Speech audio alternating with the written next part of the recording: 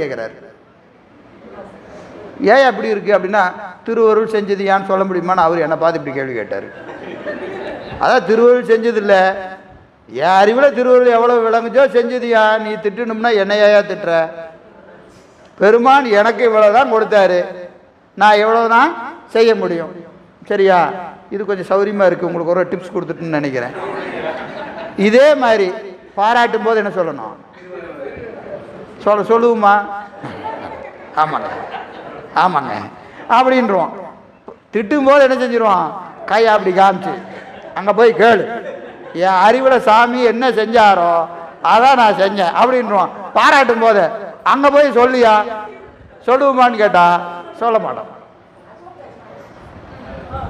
அது என்ன செய்வோம்? மாலையெல்லாம் எனக்கு, மாலையெல்லாம் எனக்கு, இது வரும். சரி, போயிடுவோம். போனால் போயிட்டே இருக்கும். 58 ஓராதே